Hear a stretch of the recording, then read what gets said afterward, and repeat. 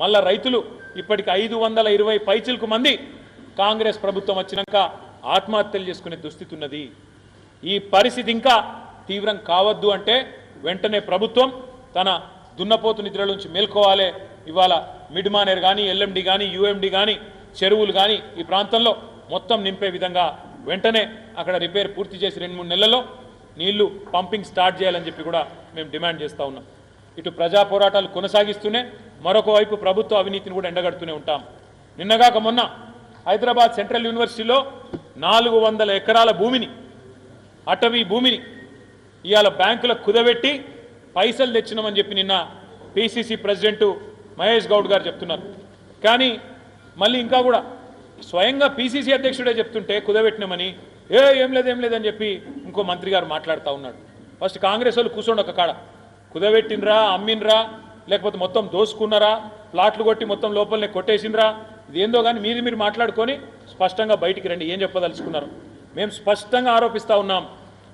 మొన్న జరిగింది central university భూముల్లో కంచెగచ్చిబౌలిలో భారతదేశంలోనే అతిపెద్ద ఫ్రాడ్ ఎట్లా అంటే నేను ఒకటే మాటలు చెప్తా. మీకు ఉన్న సంపద కంటే ఎక్కువ ఉన్నట్టు చూపెట్టి బ్యాంకులను, మార్కెట్లను మోసం చేసి ఇవాళ డబ్బులు తెస్తే ఫ్రాడా కాదా? మీకు అధికారం లేని భూమి అంటే మీది కాని భూమిని నాది అని చెప్పి మీరు తంకా పెడితే అది తప్పా కాదా? ఇది ఫ్రాడా కాదా? అందుకే కాంగ్రెస్ పార్టీ నాయకత్వాన్ని నేను అడుగుతున్నా. మీరే అసెంబ్లీలో చెప్పినారు మొన్న మేము కుదబెడుతున్నామని, నిన్న పిసిసి ప్రెసిడెంట్ చెప్తున్నాడు కుదబెట్టినామని. అందుకే కాంగ్రెస్ పార్టీ యొక్క అవినీతిని ఒకవైపు బయట పెడుతూనే ఉంటాం, ప్రజా పోరాటాలకు మద్దతుగా ఉంటాం. మా పార్టీ మరొక 25 ఏళ్ల పాటు చెక్కు చెదరకుండా ఉండే విధంగా సుశిక్షితులైన కార్యకర్తలను, సైనికులను తయారు చేసుకుని ముందుకు పోతాం. మీడియా కూడా మాకు ఉద్యమంలో సహకరించింది, అధికారంలో ఉన్నప్పుడు సహకరించింది, ప్రతిపక్షంలో కూడా మీరు సహకరిస్తున్నారు. మీకు కూడా ప్రత్యేకంగా ధన్యవాదాలు. మీకు కూడా అక్కడ ప్రత్యేకంగా ఏర్పాట్లు కూడా చేస్తూ ఉన్నాం. కరీంనగర్ నుంచి వచ్చే వాళ్ళకి, హైదరాబాద్ నుంచి వచ్చే వాళ్ళకి కూడా ప్రత్యేక ఏర్పాట్లు కూడా చేయడం జరుగుతుంది. కమలాకర్ గారు, జీవి రామకృష్ణారావు గారు ఆ ఏర్పాట్లన్నీ కూడా చూస్తారని చెప్పి కూడా తెలియజేస్తూ, మీకు ఏమైనా ప్రశ్నలు ఉన్నాయో ఏమైనా అడగదలుచుకున్నా అడగొచ్చని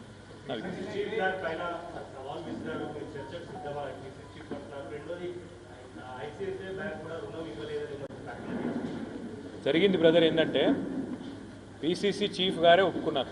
ఏమని? మేము కుదబెట్టినాం, తాకట్టు పెట్టినాం, 10,000 రుణం తెచ్చినామని. ఇంకో దిక్కు 10,000 కోట్ల రుణం తెచ్చినామని ఆయనే చెప్తా ఉన్నాడు. ఇంకోవైపు ఏం చెప్తున్నారు పిసిసి ప్రెసిడెంట్? ఆ 10,000 కోట్లు మేము మన రైతు బంధుకి ఇచ్చినాం, అట్లే ఇంకా వేరే కార్యక్రమాలకు ఇచ్చినామని చెప్పి చెప్తా ఉన్నారు. అదేవిధంగా బీకన్ అనే ఒక ప్రైవేట్ సంస్థకు కుదబెట్టినామని చెప్పి డాక్యుమెంట్ కూడా టీజీఐఎస్ వాళ్ళు సంతకం పెట్టింది కూడా నేను నిన్న విడుదల చేసిన. ఇవన్నీ అవాస్తవాలు అని వారి దగ్గర ఏమైనా ఆధారం ఉంటే చెప్పండి. నేను ఆయన చెప్పిన దాంట్లో అయితే ఏం లేదు, నేను చెప్పింది మళ్ళీ చెప్పిండు, వేరే భాషలో చెప్పిండు. ఇప్పుడు కూడా నేను ఏమంటున్నా అంటే వీరు చేసింది తప్పు, అందుకే సుప్రీంకోర్టు చీఫ్ సెక్రటరీని జైల్లో పెడతా అనే మాట మాట్లాడింది. మీరు చేసిన తప్పును ఒప్పుకోండి. ఇకనైనా ఆ 400 ఎకరాల విషయంలో ఆ విద్యార్థుల పోరాటం ఏదైతుందో, సెంట్రల్ యూనివర్సిటీ విద్యార్థుల పోరాటం, ఆ ప్రజాస్వామిక పోరాటాన్ని గౌరవించి ఆ నిర్ణయాన్ని వెనక్కి తీసుకోండి. లేకపోతే మాత్రం నేను పక్కా చెప్తున్నా, మీరు గిన్న ఆ భూమిని అమ్మే ప్రయత్నం చేస్తే ఎవరన్నా ఒక ఇంచు కొన్నా మేము 3 ఏళ్ల ముంగటనే చెప్తున్నాం, మళ్ళా 2028-29లో వచ్చేది ఖచ్చితంగా కేసీఆర్ ప్రభుత్వం. ఆ ఒక్క ఇంచు భూమి ఎవరు కొన్నా ముమ్మాటికి దాన్ని రద్దు చేస్తాం.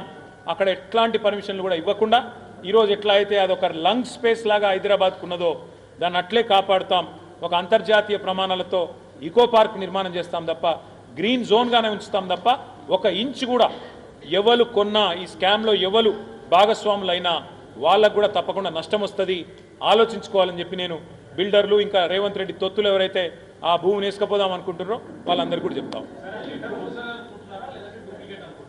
రేవంత్ రెడ్డి ప్రభుత్వంలో ఏది ఒరిజినలో ఏది ఫేకో ఏం చెప్పలేము. ఎందుకంటే ఆయననే పెద్ద ఫేక్. ఎందుకంటే అప్పుడే మోడీ మంచోడు అంటాడు, అప్పుడే కాదంటాడు, అప్పుడే ఒకటి చెప్తాడు, బయట నన్ను ఎవడు నమ్మతలేడు, పైసా ఉడతలేదని బయట చెప్తాడు. నేను ఇదివరకు అసెంబ్లీలో కూడా చెప్పిన బ్రదర్, ఈ ముఖ్యమంత్రిలో కాంగ్రెస్ పార్టీలో ఒక అపరిస్థితులు ఉన్నాడు.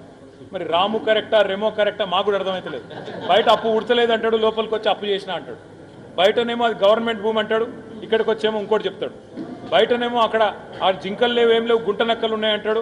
మరి అక్కడనేమో జింకలు చచ్చిపోయిన శవాలు ఒక్కొక్కటి బయటకు వస్తున్నాయి. కాబట్టి మీరందరూ పరిశోధనాత్మక జర్నలిజం చదువుకున్న జర్నలిస్టులు, మా జర్నలిస్ట్ మిత్రులతో కూడా నా విజ్ఞప్తి, నేను చెప్పేది ఆయన చెప్పేది కాదు, మీరు పరిశోధించి నేను చెప్పేది కరెక్టా ఆయన చెప్పేది కరెక్టా ప్రజలకు చెప్పాలని మీ అందరికీ కూడా హృదయపూర్వకంగా నా విజ్ఞప్తి. ప్రపంచంలో ఏ మూల ఏ క్షణం ఏం జరుగుతుందో వేగంగా తెలుసుకోవడానికి తొలి వెలుగు వాట్సాప్ ఛానల్ని ఫాలో చేయండి.